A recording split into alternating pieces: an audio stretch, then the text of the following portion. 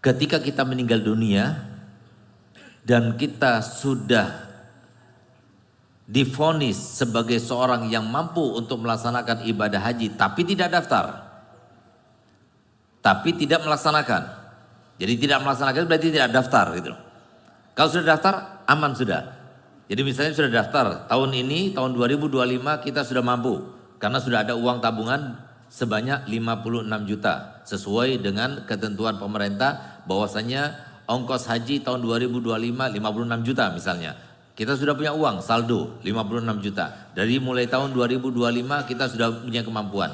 Berarti 2025 kita harus daftar. Dari mulai 2025 kalau kita nggak daftar kita berdosa.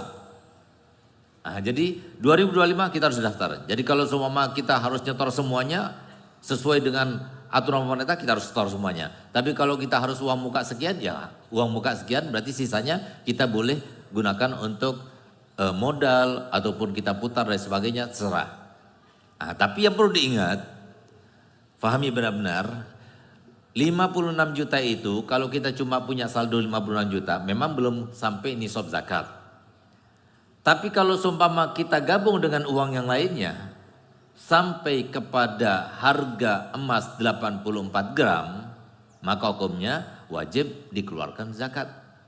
Selama masih nimbrung uang yang kita setor itu di pemerintah ya, di bank pemerintah ataupun di setoran itu kita harus hitung terus sampai kita berangkat. Nah, pahami itu ya. Jadi bukan pemerintah yang nanggung zakatnya, kita yang nanggung. Ya, jadi seumpama kita tahun 2025 daftarnya. Lalu berangkatnya tahun 2045. Berarti berapa tahun? 20 tahun. 20 tahun itu uang yang selama 20 tahun itu dihitung juga. Bukan nggak dihitung. Saya kan sudah store, bukan uang saya lagi, tetap uang kita.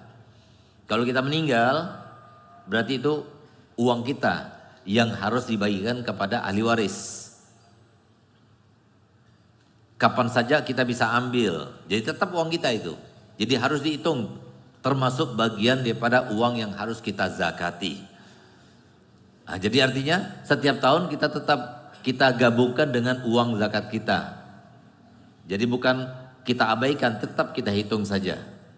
Kalau kita setor semuanya itu lebih baik, tapi tetap kita keluarkan zakatnya, bukan tidak keluarkan, tetap kita keluarkan zakatnya. Jangan kita mengatakan, wah rugi dong Beb, jangan, nggak ada rugi.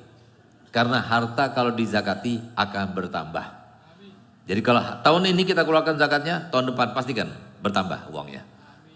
Tapi kalau kita nggak keluarkan zakatnya, maka itu yang nggak bertambah. Jadi jangan kita merasa rugi dengan mengeluarkan zakat, tapi itu akan bertambah. Cuma harus diingat bahwasanya uang yang tertimbun atau yang terletak atau kalau semua kita nggak ditaruh, nggak di store, itu kan kita nggak dapat